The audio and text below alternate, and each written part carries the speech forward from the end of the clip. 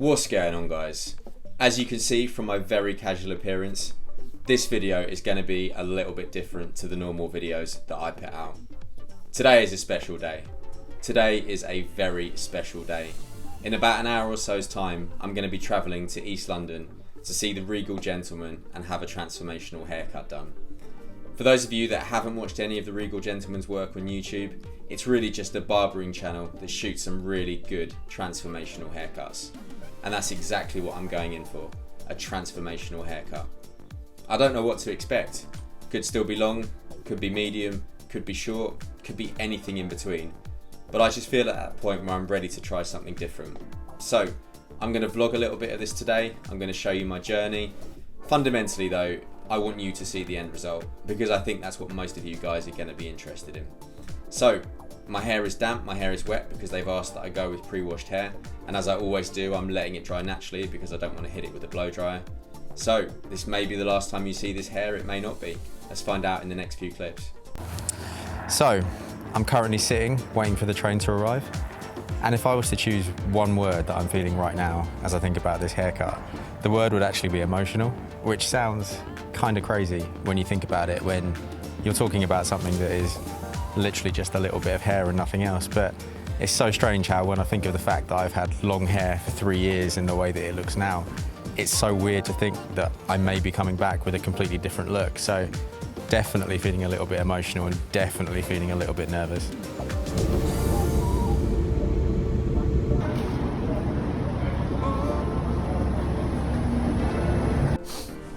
So, I have now arrived at my appointment. I'm a little bit early, so I'm doing that slightly awkward thing you've got to do where you've got to pass a little bit of time. But I'm just walking around, exploring the area, saying goodbye to my hair for the last time. I'm wondering how I'm going to look in about an hour or so's time. Still feeling excited, still feeling nervous, but yeah, just looking forward to seeing the end result. Here is the end result. It's really strange seeing myself again with short hair, I must say. It's actually really strange seeing myself with short hair again. So, let's talk about the elephant in the room, and let's just have a very quick conversation as to why it was that I decided to cut it. Before we start that, I just want to make two things very clear. I still love long hair on guys, and I still think every single guy should try and grow their hair out once. So when I say that I'm back to short hair, it doesn't necessarily mean that I have anything other than positive words to say about being a guy with long hair. Because in honesty, it was something that I enjoyed and something that I have absolutely no regrets about doing and something that I cannot say I won't do again. But my first reason for cutting my hair is probably the biggest one and probably the most obvious one. If you watch the previous clips in this video back, you will see it straight away. My hair was dry, damaged and destroyed from previous times I'd bleached it, previous times I'd had a balayage put into it, and just general overstyling and general over blow drying. So basically everything in my hair that was beyond the length that it is now downwards, so to about there, was basically unusable. And this is something that I actually discussed straight away the minute I got in to see Dan the barber, and he was very, very clear. He basically said I've got two options. Either keep growing my hair with the dry bits in it and the poor condition bits at the bottom, or I just cut it and then reset. And it was really a very easy decision. I knew it was time to cut it, and this is something I knew when I walked in was going to have to happen. I kept finding these balls of hair around my bedroom that was basically just destroyed hair. I kept noticing every time I was combing it that the blonde bits of my hair were really beginning to fall out, and it just really became abundantly clear that all of my hair from, like I say, here downwards was unusable. And to quote Dan the barber, as he said, it's not doing you any favours. And this is something that I definitely knew. That part of my hair was doing me absolutely no favours. So that meant that I had to reset, and that meant that I had to probably go a little bit shorter than I would like to.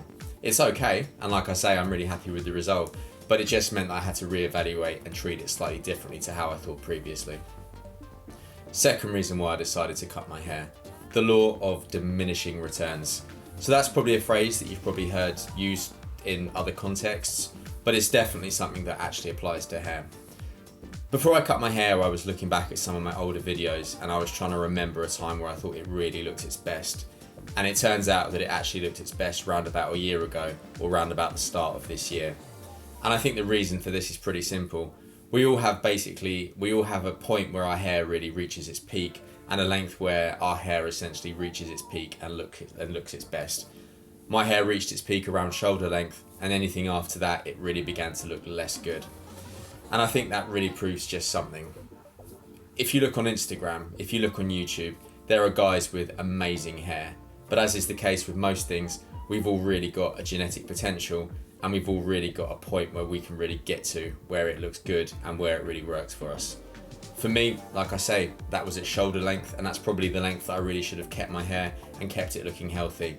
But I pushed on, I wanted it longer, and I think it just meant that all the hair that grew after shoulder length looked scraggly, didn't really have the same texture as the top, and just didn't look good.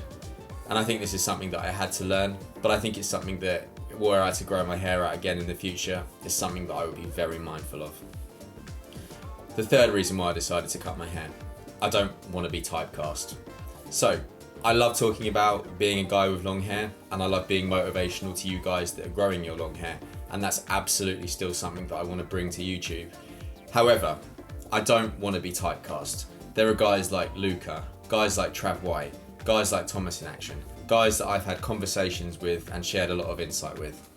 But these guys are bringing something different than I am to YouTube. They're bringing knowledge about hair care, they're bringing knowledge about hairstyling, they're bringing knowledge about hair health and hair science.